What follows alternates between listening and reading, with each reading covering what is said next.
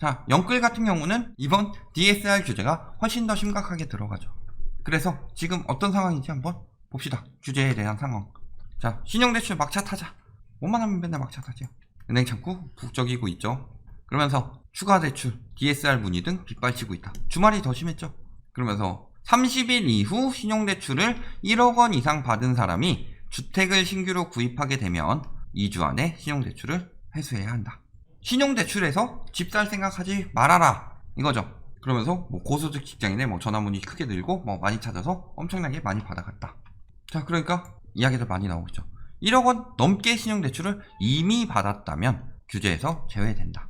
시행 전에 1억 원 신용대출을 받았으면 규제의 적용 대상인가 대상이 아니다. 이런 기사들 바로 나오죠. 그러니까 30일 되기 전에 고액 신용대출 미리 받아놔라. 이렇게 이야기하는 거죠. 이 기사에서 말하고자 하는 건 그거예요. 왜? DSR Q&A가 여러 가지가 있었는데 콕 집어서 요걸 얘기하는 거는 규제 전에 받아라 라는 거죠.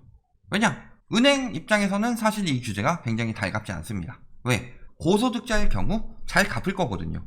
근데 왜 고소득자를 한정적으로 했냐? 저소득 혹은 무소득을 생각해 봤을 때 이 사람이 대출을 받는다. 그렇다면은 소득이 적기 때문에 뭐 갚기 힘들 수는 있겠지만 이 사람들은 보통 생활자금으로 많이 쓰죠. 근데 고소득자의 경우는 뭐예요? 대출을 왜 받아요? 소득으로도 충분히 먹고 살만 할 텐데 자산시장에 넣기 위해서. 그러니까 고소득자부터 대출이 들어가는 건데 엄밀하게 말하면 DSR 규제 40% 얘기 언제 나왔어요? 이거 다 개인별로 미리미리 적용해서 막았어야 되죠. 2018년에 막았어야죠.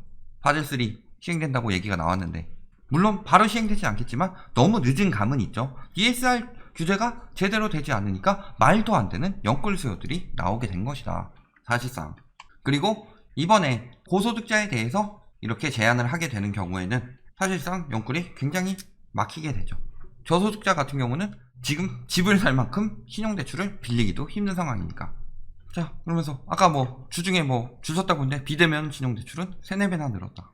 그러면서 뭐 접속 지연 현상까지 나타났고 304억 원의 신용대출이 이틀 만에 온라인으로 이루어졌다. 한 은행 같은 경우 B은행도 27억 원에서 67억 원으로 3배 가까이 뛰었다. 이렇게 지금 계속 대출을 받았습니다. 그렇다면 다음 주도 다다음 주도 대출이 계속 나올 것이냐? 자, 그러면서 카뱅 같은 경우도 나흘 새 1조 급증했고 지금 신용대출이 얘기 나오자마자 쭉쭉 늘어나고 있죠. 발표하기 이전인 12일에 비해서 지금 1조 11억 원이나 늘어난 겁니다. 쭉쭉 늘어나고 있죠. 아, 이렇게 쭉쭉 늘어났으니까 이번 달은 진짜 장난 아니겠다. 4일 만에 1조가 늘었으면은 16일부터라고 계산하면은 14일이면은 곱하기 4분의 14에서 2분의 7 해서 거의 뭐 7조 늘어나는 거 아니냐 뭐 이런 생각을 가질 수도 있겠죠. 아, 유동성 엄청나게 공급되겠네. 그게 안 된다는 거죠. 왜 안 되냐? 막고 있다는 거죠. 지금 신용대출 신규 신청 폭증하자 한도 소진하는 은행들이 대출을 중단하고 있다. 보통 지금 한 2조 정도로 예상하고 있는데 벌써 1조 정도 날아갔죠. 그 전에 했던 것까지 하면 2조 정도 했죠. 그러니까 이미 대출 중단한 곳들이 많더라. 카뱅 같은 경우도 먹통되고 있다. 그래서 보면 어때요? 지금 그 전부터 또 농협 같은 경우도 이제 주택대출 DSR을 100%에서 80%로 낮추고 오피스텔도 마찬가지죠. 하나은행 같은 경우 주담대 상품 판매를 중단할 계획이다. 한도 소진이 임박했기 때문이죠. 우리은행 전세자금 대출도 판매를 멈췄죠. 자, 전세자금 대출 판매 멈췄다는 거 이거 무슨 신호예요? 이게 지금 우리은행 뿐이지만 다른 은행들까지 같이 이어지게 되면 전세가 하락 신호죠. 왜 이게 전세가 하락 신호가 돼요?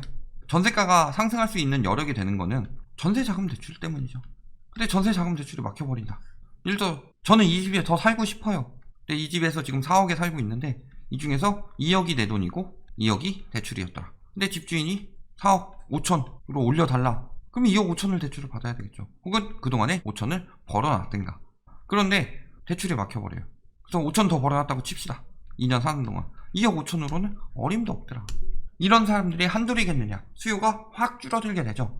물론 연장 정도는 가능하겠죠. 그래서 수요가 확 줄어든다 라고 한다면 저렇게 수요가 줄어들면은 올린다고 해도 들어올 사람이 없어요. 아, 그런 얘기 하죠. 그래도 저기 서울 핵심 지역은 계속 올라도 된다. 전세가도 계속 오를 것이다. 왜? 사람들이 많이 찾으니까. 사람들이 많이 찾는 거 알아요. 마음은 알죠. 애가 있어봐요. 강남 가고 싶죠. 교육 갖춰져 있죠. 일자리 갖춰져 있죠. 병원 갖춰져 있죠. 교통 갖춰져 있죠. 누가 안 들어가고 싶어 하겠어요. 엄밀하게 따지면. 그런데 문제는 제가 강남이 인프라가 그렇게 좋은데도 떨어진다고 하는 이유가 뭐예요? 들어갈 여력이 되는 사람이 없어지고 있다. 그리고 특히 투기 목적으로 들어가기에는 규제가 너무 많기 때문에 남는 게 없다. 수익률이 안 된다. 근데 전세도 마찬가지죠. 들어갈 여력이 되는 사람이 없다. 이 얘기죠. 신한 어때요? 신용대출 DSR 100%로 일괄 적용. 종전까지는 120%였죠. 국민은행 70%에서 40%로 강화했다. 다 강화하고 있다는 거죠. 그렇다면 돈이 안 나온다. 지금 이야기하지만 은행권에선 바젤3 때문에 자기 자본 비율을 유지해야 된다. 그게 자기 자본 비율이 떨어지면은 뭐 예를 들어서 지금 한 12% 정도 된다. 근데 기준이 8%니까 8% 맞추고 4% 더 빌려주면은 그만큼 수익이 더 되겠네? 라고 생각할 수 있겠지만 이게 떨어지면 떨어질수록 이 은행의 세계적인 신용등급이 떨어지게 된다. 이런 거는 생각을 해봐야 되겠죠. 그러니까 함부로 막 빌려주지 못한다. 그리고 위험에도 대비해야 되죠. 이렇게 막 빌려줬었는데 대량 파산나서 대출을 못 갚아요. 그래서 집을 경매로 처분했는데 대량 파산 났기 때문에 가격이 뚝뚝 떨어지고 있어요. 그게 무슨 상황이에요? 리먼 브라더스 때 상황이죠. 경매가 나가지도 않고 가격이 뚝뚝 떨어진다. 은행은 안 망할 것 같지만 당시에 세계 4등 안에 들던 리먼 브라더스 은행이 망했죠. 12년 조금 넘은 얘기인데 벌써부터 그걸 망각하고 있다니까요. 자산시장에 대해서. 지금도 뭐라 그래요? 정책 비판하려고 뭐라 그래요? 젊은 부부가 연골로 각자 1, 2억씩 신용대출 받아 집 구입 막혔다. 미친 거 아니에요? 1, 2억씩 받아서 3, 4억 만들어서 대출 만들어서 집을 산다는 거는 3, 4억 만들어서 3, 4억으로 집을 산다는 게 아니라 여기서 얘를 60%로 잡고 40% LTV 또 붙여서 산다는 소리 아니에요. 그럼 빚이 얼마가 돼요? 자, 3억으로 해서 2억 대출 받아서 3억 만들어서 LTV 또 2억 받아서 그러면 얼마예요? 5억짜리 집을 샀는데 빚이 얼마다? 4억이다. 요거를 지금 요 길이 막혔다가 아니라 요거는 막아야죠. 저렇게 빚더미로 집을 사는 거 굉장히 위험한 일이죠. 과거 일본 버블 때 보면은 토지 같은 경우 LTV가 120% 나오니까 내 돈 안 쓰고 빚으로 땅 사고 집 샀어요. 그렇다면 그 경제가 똑바로 돌아갔나요? 플라자 합의 때문에 망했다 혹은 뭐 바젤 때문에 망했다 이런 건 둘째치고 결정적으로 문제는 저렇게 빚으로만 사게 만든 게 비정상적인 유동성을 돌리는 거죠. 그게 굉장히 위험한 행위이다. 결국에 그게 자산시장에 거품을 만들고 엄청난 거품이 생기면서 그게 터지게 되면은 돌아오지 않는다죠. 리먼 때 어때요? 노숙자한테 빌려줬죠. 신용등급 안 되는데 이민자한테 빌려줬죠. 어떻게? 얘들 신용등급 안 나오는데 상품 만들어서 빌려줬잖아요. 1, 2, 3, 4 10명 묶어서 두세 명 정도는 이렇게 신용 후진해 놓고 요런 애들은 신용 엄청 좋은 애들 묶어가지고 요거를 신용평가 받아서 AAA 받고 빌려줬죠. 어떻게 됐어요? 얘들 갚을 여력 안 되는데 저금리라고 막 빌렸죠? 그리고 금방 무너졌죠. 근데 저런 얘기를 하고 있어요. 기사에서. 너무하다. 아니죠. 이렇게 막아야지 무리한 연끌이 안 들어가게 되면서 결국에는 수요 감소로 인해서 집값이 하락한다. 그러면은 빚 안 내고 혹은 빚을 적게 내고 살 수 있음에도 불구하고 은행권에서 저렇게 이야기를 하더라. 결국엔 집값이 계속 오르고 사람들이 계속 빌리려는 심리가 있으면은 고금리라도 빌릴 것이고 나중에 자기 자본 충분히 확보됐을 때 이제 막 빌려줘도 된다 싶을 때 빌릴 사람이 없으면 수익이 안 나잖아요. 근데 저 심리 계속 유지해 놓으면 좋죠. 그 다음에 막 꼼수 알려주고 있죠. 9천만 원씩 신용대출 받아서 집 사라. 부부 각자. 차주별로 적용된다고 했으니까. 차주별로 적용하는 거 막아야죠, 사실. DSR 40%는 사실은 모든 차주별로 해야 돼요, DSR 40%를. 근데 지금 뭐 1억 하니까 9천만 원씩 신용대출 받으래요.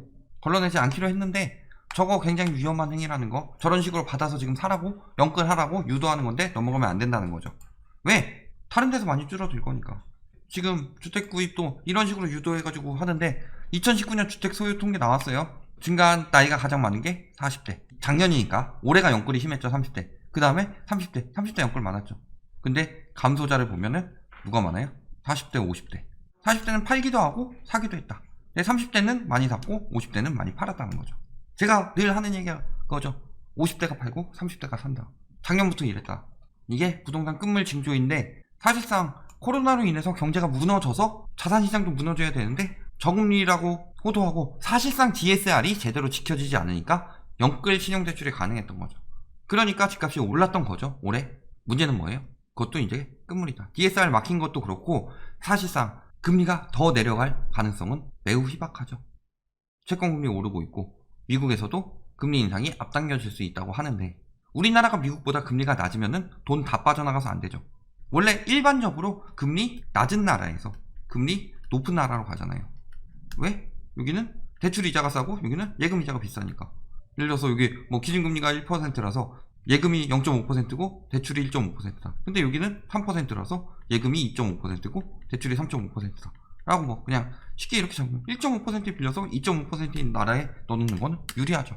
단순하게 생각해서 일반적으로 금리 낮은 나라에서 대출이 유리하기 때문에 돈이 많이 빠져나간다는 거죠.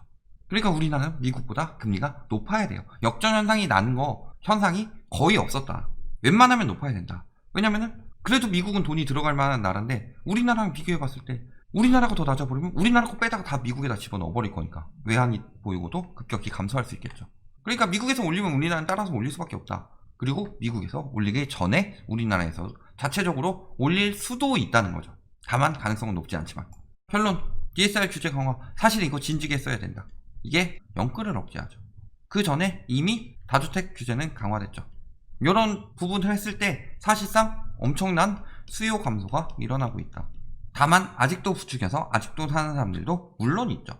물론 있는데 그 사람들이 설거지 해준다고 해서 내가 같이 설거지 해줄 필요는 없잖아요. 그러니까 지금 특히 이제 앞으로 제가 작년부터 계속 영끌하지 말라고 그랬어요. 저는 항상 실수를 중심으로 이야기합니다. 결국에 이런 비정상적인 거품은 빠지게 되는데 뭐 1년 더 오르고 2년 더 오르면 어때요? 나중에 떨어지게 됐을 때 여기서 사나? 여기서 사나? 나는 비싸게 산 거고 원래 가격은 여기 정도 돼야 되는데 이만큼의 돈이 이만큼 오른다고 생각해서 산다고 해서 이익 보는 게 아니죠. 지금 와가지고 여기 와서 여기 말 듣고 그지 됐네, 뭐 손해 엄청 봤네, 여기 말 듣고 손해 본 게 뭐 있어요? 나중에 어디 말 듣고 손해 보는지는 잘 생각해 보시고, 제가 늘 누차 이야기하지만 지금 영끌족들을 끌어들이기 위한 뉴스로 인해서 다주택자들, 투기꾼들이 팔고 빠진다. 그거에 당하지 마셔라. 조만간 그 거품은 터진다. 여기까지 말씀드리겠습니다.